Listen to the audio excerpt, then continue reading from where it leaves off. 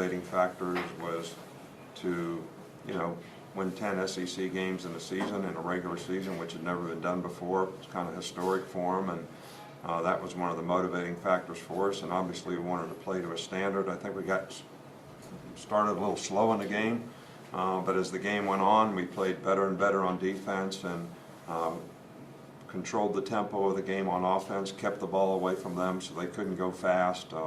Did a pretty good job early in the game of getting off the field on third down, which was really important. So all in all, I was really pleased. We got to play a lot of players today. Would have played more, was ready to put some more guys in, and a guy ran 75 yards for a touchdown. So, but I'm really proud, and I want everybody to enjoy what's been accomplished to this point. But obviously, the focus has to be on what we need to do next week to have a chance to compete well against a very good Florida team. Okay, we will start with Dennis Dodd. Dennis, you unmute yourself. Dennis? Yeah.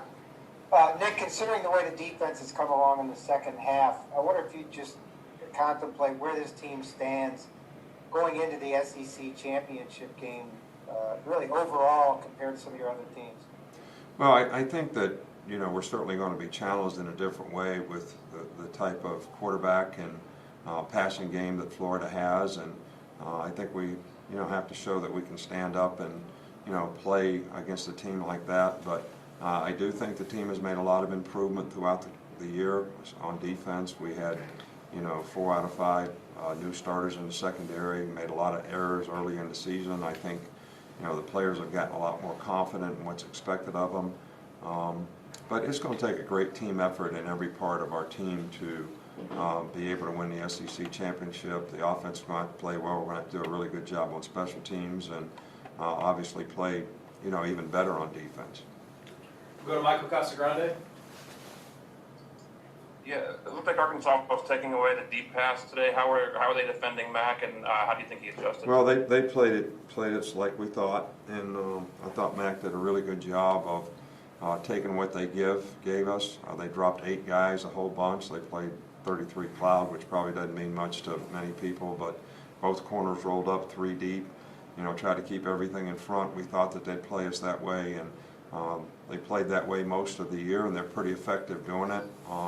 And they still stop the run pretty well by playing, a nose and 2-4 eyes, so they make the ball go outside to all those guys that are dropping. So they take away the explosive plays, but I thought Mac did a really good job of taking what the defense gives and hit the check downs a lot. You got to catch it and run with it sometimes, when you play against a team like that. He made the one poor decision, which he threw the pick on, but we got out of it with the penalty. But they dropped 8 guys down in the red zone, so it really gets crowded down there. So, but that's basically how they played, but we weren't surprised by it. It's something that they've done quite a bit throughout the year. Okay, if you need to ask a question, please use the raise your hand function. We'll go with Aaron Suttles next. Hey, I wondered if you had a Christian Harris update and how you thought Jalen Moody played today in this place. I think Jalen did a pretty good job, and I think Christian hurt his shoulder. I don't know exactly how bad it is yet. They'll probably, I don't know. Doc said they're going to do an MRI on it, and he said he didn't know for sure the extent, but that would determine whether he could come back and play this week or how long he would be out, and I can't really comment on that right now. We'll go to Cecil Hurt. Cecil? Coach, just wanted to ask about a little more about what they were doing defensively in terms of maybe taking away some of what Devontae does and doubling him a good bit, and whether you thought Mac handled that rather than trying to force it. Yeah, I thought Mac handled it really well. He never forced the ball to him. They doubled Smitty a couple times, but most of the time they're just dropping 8 guys. And when you play 33 zone, both corners are rolled up, then they play 33 buzz on both sides, both safeties roll down corners to be back, but they played soft, and you got to try to throw 3-level patterns against them, and they dropped back on them, and we had to throw the ball underneath. So I just think it's hard to make vertical plays in the passing game when a team plays you like that. So you have to try to run them out of it by being able to run the ball against them, which I thought we did pretty effectively as the game went on. And the quarterback has to be patient and throw the check down, which he did, which is what we expected and what we were prepared to do in the game. So, you know, not typical rush 4 guys and drop 7, you know, type defense, which is a little bit different when you get man-to-man and middle field coverage and all that type of stuff. We've got Aaron Suttles. I didn't have any more. That was the only one. Thanks, Josh. Oh, I'm sorry. We'll go to Larry with AP. Hi, Nick. You had a stretch there where your offense was scoring every time and not giving up any first downs. You talked about playing to a standard. Can you just kind of reflect on that stretch of the game where you were dominant on both sides? Yeah, well, we didn't start great. They had a pretty good drive together. We stopped them in the red zone. You know, we struggled to run against it. We had to make some adjustments early on, find out how they were playing us.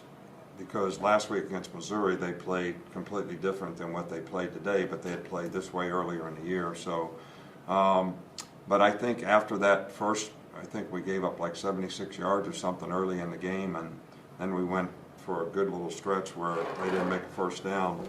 And I think we started getting some momentum on offense and moving the ball and scoring touchdowns. So punt return was big at the beginning of the game. I thought we started out a little slow in the game, but I was pleased with the way the players sort of responded as the game went on.